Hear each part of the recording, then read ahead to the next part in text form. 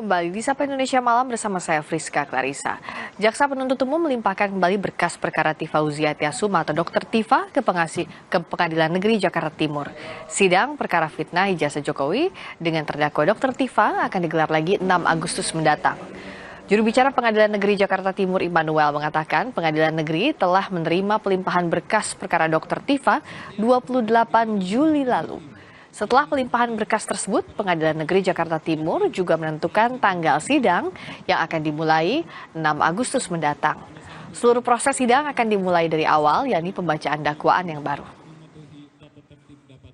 Pengadilan Negeri telah menerima kembali pelimpahan berkas perkara tersebut dari pihak Kejaksaan Negeri Jakarta Selatan melalui Kejaksaan Negeri Jakarta Timur. Kemudian Ketua Pengadilan juga sudah menunjuk majelis yang akan mengadili. Sama susunannya dengan majelis yang lama ya. Ibu Christina Endarwati sebagai Hakim Ketua Majelis, Rudi Rapli Siregar dan Matilda Christina Katarina sebagai Hakim Anggota.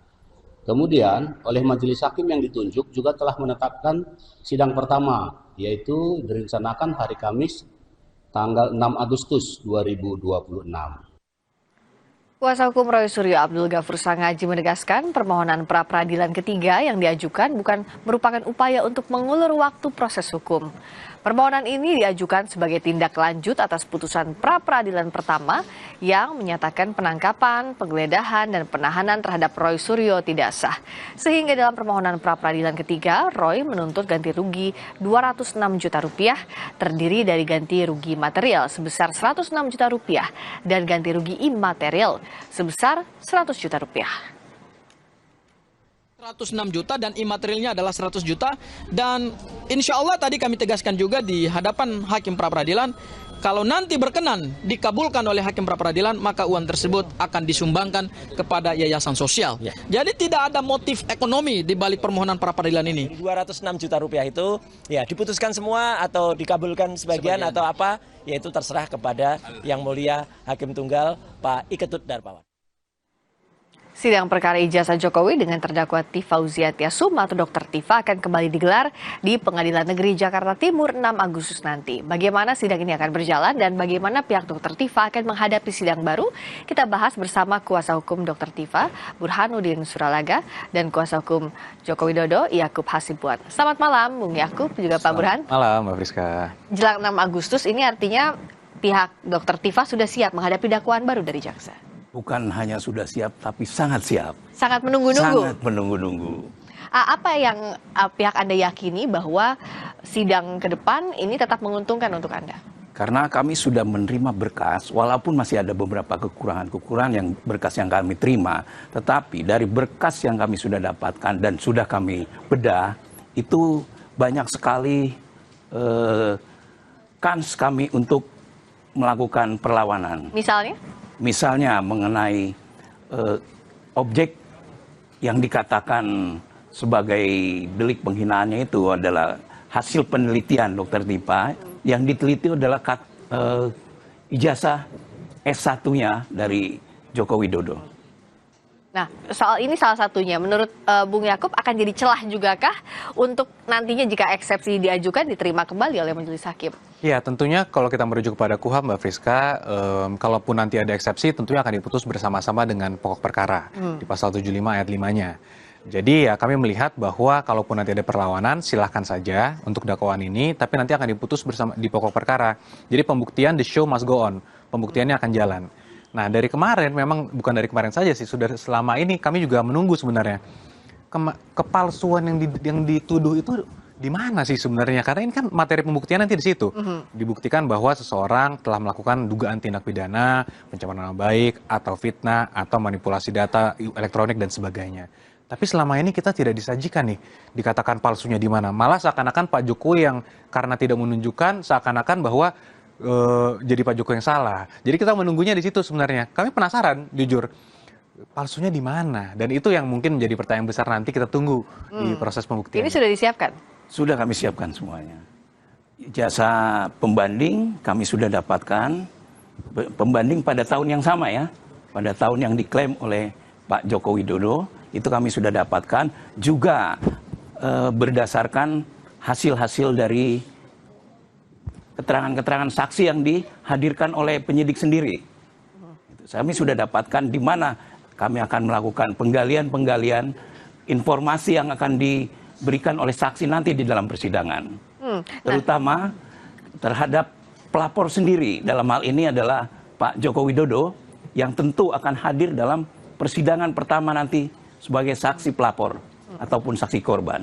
Pembanding tadi membuat pihak Pak Jokowi gentar atau enggak sih, Bung Justru Yakub? kami menunggu, Mbak Friska. Selama ini kami sangat-sangat menunggu di mana letak pemalsuan ataupun kepalsuan ada di mana. Karena Pak Jokowi dari sejak awal konsisten melapor itu karena memang merasa beliau sudah menjalani semua proses perkuliahan, ijazahnya didapatkan dengan sah, ijazah aslinya juga selama ini memang digunakan untuk mencalonkan juga, hingga dari wali kota, gubernur, hingga pilpres dan sebagainya. Ternyata ada beberapa pihak yang menyatakan itu palsu dengan menggunakan beberapa elektronik dikatakan fotonya bukan foto Pak Jokowi. Nah, kita juga penasaran, Mbak, jadi foto siapa itu kalau menurut versi dari teman-teman terdakwa? Nah, itu yang mungkin nanti saya jujur pribadi pun penasaran gitu, Mbak. Untuk yang tadi sudah disiapkan? Sudah pembandingnya? disiapkan, sangat siap itu ya. Dan yang kalau dianggap palsunya itu pembandingnya betul-betul asli atau enggak? Dan apakah yang Pak Jokowi bisa dikatakan tidak asli dengan ada pembanding yang Anda siapkan? Begini ya, Dokter Tifa ini kan bukan sebagai ahli telematika dia hadir di sini. Dia hadir sebagai neuroscience. Tentu bukanlah pembanding ini dan itu, bukan. Tapi dari sisi keilmuannya yang dianalisa di sana. Penelitian Dokter Tifa. Penelitian Dokter Tifa. Nah, kalau dari sisi Dokter Tifa, dalam hal ini terdakwa Dokter Tifa, apa sih menurut Anda celah untuk dibantahkan pada saat pembuktian? Kalau kami lihat sih sudah sangat mutlak ya, Mbak Friska ya. Karena begini, Mbak, alat bukti yang dikumpulkan oleh para penyidik di Polda Metro itu menurut kami sudah sangat kuat, sudah tidak bisa terbantahkan kalau dari versi kami. Bayangkan saja nanti ada lab 4 yang nanti tentu dikuatkan oleh ahli menjelaskan hasil lab 4-nya bahwa ijazahnya ini identik dengan ijazah-ijazah pembanding lainnya di tahun yang sama, pertama. Kemudian ada saksi-saksi, rekan-rekan teman-teman Pak Jokowi yang dulu berkuliah bareng dan sebagainya. Yang paling mutlak lagi, UGM akan hadir menjelaskan nih riwayat perkuliahan Pak Jokowi dari masuk, dari pinjam buku di perpustakaan, dari KHS, dan sampai akhirnya bisa diterbitkan ijazah. Nah, ini semua bayangkan saja Mbak Fris, kalau ini semua disajikan di persidangan yang terang benderang, ya saya rasa sih sudah sangat clear ijazah Pak Jokowi asli di situ. Nah, kalau ijazah Pak Jokowi asli, maka orang-orang yang menyatakan sebaliknya kan patut diduga telah melakukan pencemaran baik atau fitnah ataupun manipulasi elektronik. Apalagi dikatakan fotonya ini, Mbak, bukan foto Pak Jokowi lagi. Mungkin nanti keluarga Pak Jokowi dari istri sampai anak-anak dan cucu-cucunya pun nanti bisa bingung juga. Ini dikatakan bukan foto Pak Jokowi, jadi siapa yang dikatakan? Nah, ini kan yang mungkin disinformasi yang kita mau jangan sampai bisa terus disebarkan, sehingga kami sangat menginginkan perkara ini sampai ke pokok perkara. Itu sebenarnya alasannya, Mbak. Kenapa? Karena kemarin ada diskusi mengenai apakah ini harus diajukan perlawanan, prapitnya, jaksanya harusnya banding, kan ada argumen itu. Padahal kan norma untuk adanya gugatan ataupun dakwaan baru ini kan juga sudah diatur di pasal 75 ayat 4 itu KUHP baru. Jadi ya kami sangat mengapresiasi juga penuntut umum sudah menyempurnakan dakwaan ini hingga sekarang sudah dilimpahkan kembali. Jujur kami tidak menyangka secepat ini, tapi kami apresiasi dari penuntut umum sudah segera per hari ini ya kalau saya tidak salah sudah melimpahkan. Kami juga jujur baru mendapat informasinya juga dari teman-teman Kompas tadi yang menginfokan kepada kami. Ya, karena itu langsung kita dialogkan di malam hari ini. Nah, kalau untuk membantah dari sisi keilmuannya Dokter Tifa, apa sebenarnya yang bisa dibantahkan? Yang dibantahkan adalah yang paling mudah. Apa itu? Yang paling mudah dari foto, karena tadi rekan kita mengatakan dari foto ya, yang kita bahas hari ini. Dari foto. Foto Pak Jokowi ketika lulus itu menggunakan kacamata. Hari ini tidak menggunakan kacamata. Saya dulu masa berkuliah sampai lulus, sampai umur 40 tahun tidak berkacamata. Sekarang berkacamata. Kok ini ada yang terbalik? Kan mudahnya seperti itu. Atau kalau yang paling pokok adalah, karena ini objek penelitian Dokter Tifa adalah foto ya, salah satunya. Yang paling mudah kan, Pak Jokowi itu berkumis. Nanti coba tolong hadirkan Pak Jokowi dalam kondisi berkumis. Biar kami mempercayai itu. Itu aja kan mudah sekali. Ya. Mas, Bung Yakub? Ya ini mungkin yang nanti mungkin akan seru juga di persidangan karena kami juga bingungnya begini Mbak, di mana kan orang yang mendalilkan dia membuktikan sehingga kalau Ibu Tifa, Dokter Tifa itu menyatakan bahwa ini bukan Pak Jokowi karena kumisnya berbeda, ya jangan Pak Jokowi yang disuruh berkumis dong jadinya. Masa Pak Jokowi Butuh waktu untuk menumbuhkan kumis. masa disuruh menumbuhkan kumis, artinya ini kan sudah kebalik-balik lah menurut kami. Jadi ya ini yang mungkin ya tentunya kami hormati seluruh pembelaan dari si terdakwa, tentunya memiliki hak untuk membela diri. Tapi kan nanti majelis hakim harus dibangun kepercayaannya karena dia harus memutus berdasarkan kepercayaan dia yang didasari oleh dua alat bukti. Nah itu kalau dua alat buktinya mungkin udah bukan dua lagi Mbak Friska, sudah banyak sekali. Apalagi ada ratusan bukti surat dan juga saksi dan ahli dan sebagainya. Saya ke Pak Burhan. Sebenarnya kalau dari dakwaan jaksa yang sudah disempurnakan ini, selain tadi soal objek, mana sih yang jadi celah juga untuk pihak Anda di persidangan nantinya diserang balik sesaat lagi di Sapa Indonesia Malam. Kami segera kembali.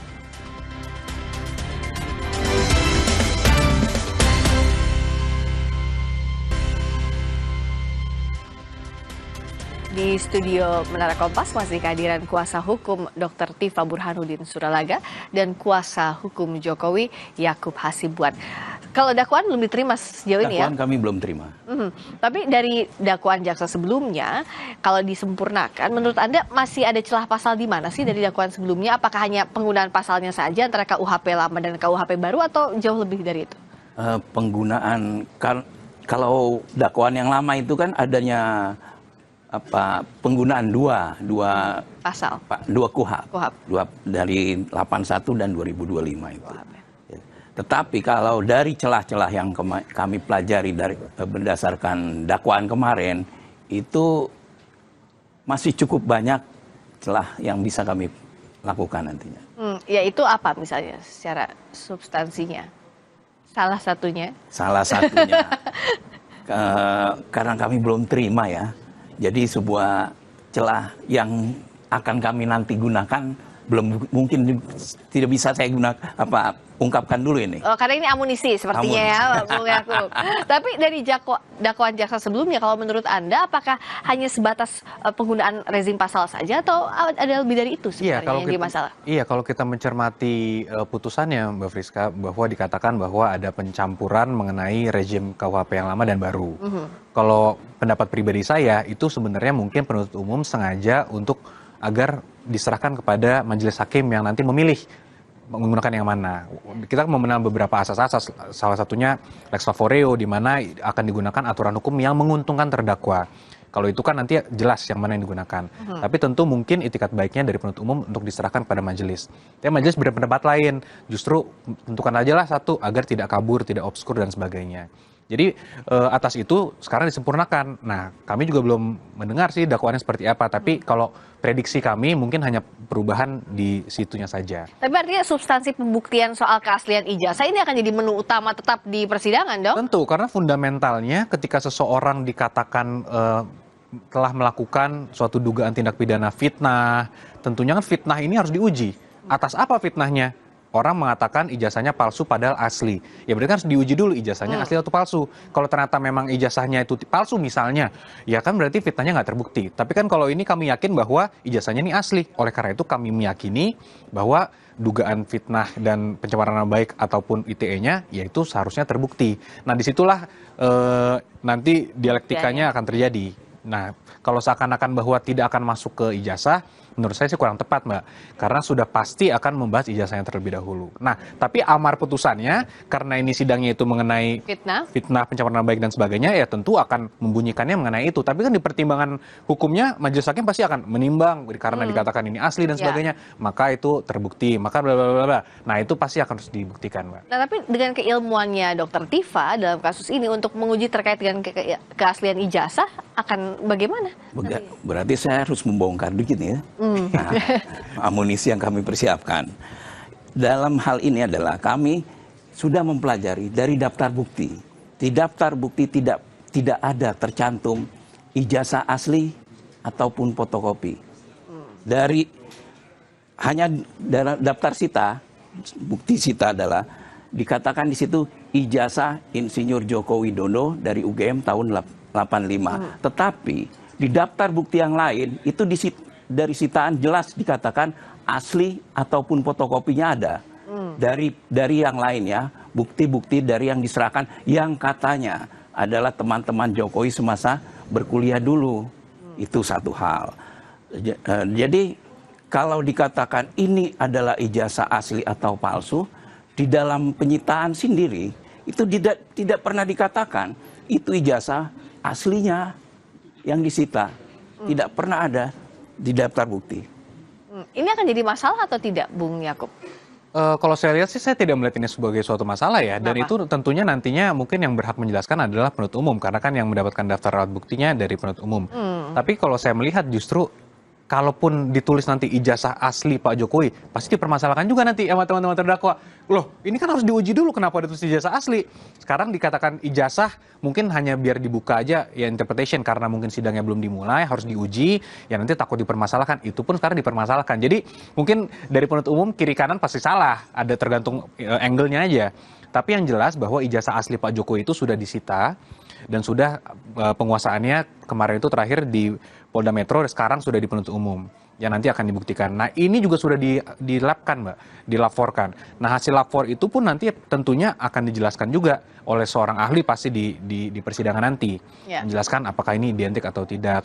Nah inilah yang nanti menjadi bahan pertimbangan majelis. Karena kalau ijazahnya ini sebenarnya tidak disita, ya mungkin boleh saja kalau ada argumentasinya, ya mana ijazah aslinya, tidak ada. Ini kan sudah disita. Di gelar perkara khusus pun sudah diperlihatkan. Dan di situ pun semua sepakat bahwa ada emboss, ada watermark, dan sebagainya. Yang semua dalil-dalil sebelumnya, sebelum ini masuk persidangan, sudah terpatahkan semua juga. Apakah itu Times New Roman lah, dan sebagainya. Dan foto-foto itu pun sebenarnya juga sudah disangkal juga bahwa itu dikatakan Pak Dulmatno awalnya. Dan dari keluarga Pak Dulmatno, kalau tidak salah juga sudah mengkonfirmasi itu bahwa itu bukan beliau. Jadi ya sebenarnya satu persatu sudah dipatahkan. Ya, jadi kita tinggal tunggu aja nih di persidangan kira-kira pembelaannya seperti apa. Kalau dari kami, kembali Mbak, Pak Jokowi tidak pernah ada insentif untuk memenjarakan orang, membidanakan orang, tidak. Tapi ini satu-satunya upaya hukum yang bisa dilakukan lagi oleh Pak Jokowi untuk mendapatkan kepastian hukum mengenai status ijazahnya. Karena Pak Jokowi sudah digugat, sudah pernah juga dilaporkan pidana, kita menang juga di Perdata, menang di Petun dan sebagainya. Tapi terus masih ada orang yang menarasikan ijazah Pak Jokowi ini tidak benar atau palsu. Nah, oleh karena itulah Pak Jokowi melaporkan di Polda Metro. Nah, dengan kita sudah one step closer nih, sudah mau masuk ke pokok perkara, ya mudah-mudahan ini bisa menjadi akhir dari dinamika yang sudah terjadi di... Kalau dari Dokter Tifa sebenarnya yang akan dibuktikan nanti, apakah memang pembanding ijazah palsu, ijazah yang dianggap palsu oleh pihak Anda, atau berupa bukti elektronik yang selama ini dipermasalahkan oleh Dokter Tifa maupun Bung Roy? Kami akan memberikan juga bukti fisik nanti di dalam persidangan. Karena hak dari terdakwa nanti itu untuk menghadirkan bukti juga. Bukti fisik itu? Bukti fisik berupa ijazah dari lulusan UGM. Pembanding alumni lainnya begitu? Pembanding alumni lain. Atas ijazahnya Pak Jokowi? Atas ijazah Fakultas Kehutanan. Nah, kalau misalnya ini apa yang menurut Anda akan berbeda dan jadi dialektika? Karena kan sebelumnya juga sudah dihadirkan yang dianggap oleh pihak Pak Jokowi itu rekan-rekan seangkatan dengan ijazah yang sama. Sementara nanti ada pembandingnya yang dikatakan sebagai pemilik ijazah di angkatan yang sama pula. Nah, tentunya nanti ada UGM, Mbak, yang untuk harus menjelaskan bahwa betul kami juga mengeluarkan ijazah ini pada tahun sekian. Betul, dan orang-orang pembanding ini memang adalah dulu lulusan UGM. Nah, nanti kan tinggal diuji apakah yang dihadirkan terdakwa itu memang lulusan UGM, memang betul lulus secara sah dan valid dan sebagainya. Jadi akan menarik karena UGM di sini menjadi kunci, Mbak. Karena kalau kita menggunakan kaedah-kaedah yang sebenarnya digunakan oleh Mahkamah Konstitusi, karena kan dalam pencalonan pilkada dan sebagainya sering juga, Mbak, mengenai ijazah ini.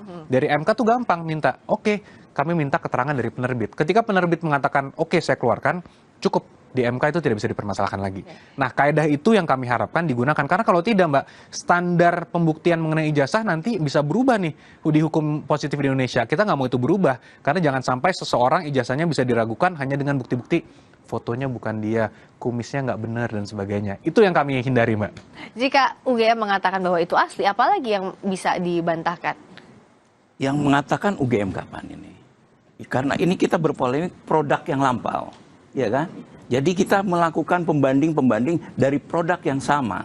Kalau UGM hari ini, apakah kita tahu netralitasnya? Seperti itu kan? Kalau begitu, yang bisa jadi tolok ukurnya apa? Kalau dianggap kampus yang sekarang tidak bisa mewakili produk yang lampau? harusnya dikeluarkan dong. Kalau kita, ya kan, mempunyai daftar alumni, mohon maaf, kami mendapatkan bukti di KPU yang legalisirnya sendiri itu tidak mencantumkan adanya tanggal legalisir dan sebagainya. Sementara di undang-undang itu harus dilampirkan, disertakan. Ya kan? Nah, juga pertanyaan, kalau kita melakukan legalisir ke kampus ataupun ke sekolah, tentu kan menyertakan ijazah asli, ya kan? Ijazah asli, lalu pihak dekan ataupun jurusan baru menerbitkan ijazah yang dilegalisir. Itu disertakan siapa pejabatnya, tanggal berapa kita diberikannya. Ini kan tidak ada. Kebetulan saya sendiri yang menerima waktu itu ya dari KPU RI, adanya bukti legalisir dan tidak ada tanggal legalisir. Nah, hal-hal teknis seperti ini pihak Anda bisa menjaminkan itu di muka sidang, karena kan pasti akan dipermasalahkan hal-hal teknis seperti tadi. Ya, tentunya pertama yang akan bisa menjelaskan dengan jelas pasti nanti UGM. Tapi kami meyakini bahwa dari informasi yang kita mendapatkan juga dulu dari Polda Metro bahwa sudah banyak sekali dokumen bukti-bukti surat yang disita. Dan di situ Mbak, kami meyakini semua menjelaskan semuanya. Karena gimana pun juga, kalau tadi argumen dari Bang Burhan mengatakan ini tidak bisa menjelaskan yang lama, tapi kan data itu tidak pernah hilang. Semua KHS-nya dari tahun berapa dan sebagainya. Dan itu yang kami yakini, kami belum lihat langsung, tapi yang kami meyakini nanti di pemeriksaan pokok perkara di pembuktian, pasti akan dibuka semua. Ratusan bukti tersebut, dan mungkin kelihatan semua itu dari tahun berapa, Pak Jokowi masuk awal hingga akhirnya lulus. Nah itulah yang sebenarnya kan kita tunggu-tunggu.